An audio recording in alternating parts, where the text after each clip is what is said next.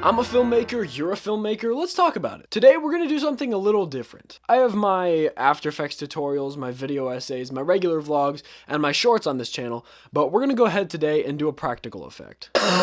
No expensive software, just good old-fashioned ingenuity. We're gonna be creating a practical fire effect, all in camera. And if you're like me and you can't afford to actually burn a house down, here's the next best way to fake it. So hopefully with everything we've got here today and some creative sound design, we'll be able to sell the illusion that there's a fire just outside a frame. So here's what you'll need: a light source, an orange gel, a fog machine, a piece of cardboard, and an outlet. First, you want to go ahead and set up your shot. You can do it handheld, on a tripod, doesn't really matter. Next, you're going to want to go ahead and attach your orange gel to the light source. I usually just attach the gel to one of my lamps with Scotch tape. Now, if your actor is standing in this scene or crawling on the ground underneath the smoke, that's going to depend on where you want your light. If they're standing, obviously you want it up higher. If they're down below, you want it down lower next to them. Next, you're going to want to go ahead and set your fog machine in the same area that you set the light, either up above or down below. Now, to pull this off convincingly, you're going to need 3 people, including yourself. You're going to shoot the scene, you're going to have your actor, and you're going to have someone fanning a piece of cardboard in front of the orange gel light. Start the fog machine early so that it's already running by the time you start recording. Fog machines generally make a decent amount of noise, so if you can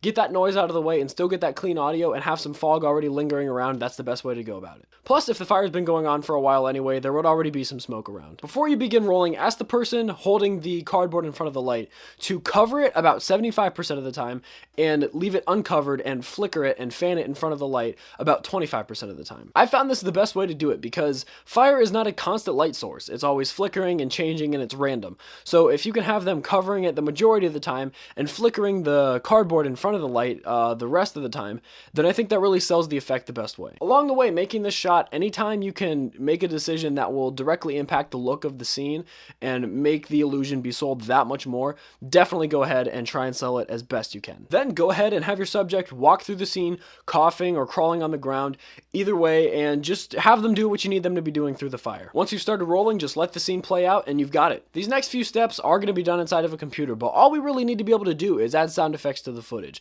Even though I'm going to be using Adobe Premiere, you can definitely use Movie Maker, iMovie, or HitFilm, because those things, last time I checked, allow you to do that as well. Once you've got the footage inside your editing software, you want to go ahead and start building your sound effects. And I think the sound effects that are going to sell this the most are flames crackling and a fire alarm sound. Online, you can find royalty-free sound effects for all these sounds. Once you've got them in your editor, just go ahead and place them wherever you want. The footage should look pretty convincing, and we didn't use any compositing software or anything crazy. We just used light, a fog machine, and a couple sound effects.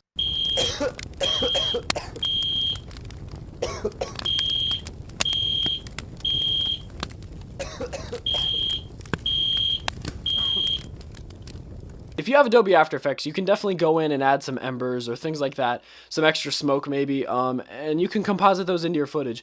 But I think, honestly, it looks really good how we have it already. Either way, having the light and the fog in the scene actually makes it interact with the character more and interact with the actor that you have, so that, you know, when the light passes by them and the light flickers on their face, it looks real, and it doesn't look like someone did it in a computer, and it doesn't look like the fog is CG. It just looks good. So there you have it, simple in-camera fire effects, and we didn't have to burn a house down. This past week, I broke 200 subscribers, which is really crazy to me. I know 200 doesn't sound like a ton, but I appreciate each and every subscriber that I have, and I am about to push 11,000 channel views, which is also really insane. So I just want to say thank you from the bottom of my heart to anyone who watches these videos, puts them in their favorites, likes them, comments, and shares them. It just really means a lot to me that people watch these every week, and I just can't thank anybody enough. So as always, thank you guys so much for watching, and if you like what you saw here, don't forget to like, comment, subscribe, and share. This has been a Runaway Brain production, and I'll see you guys next time.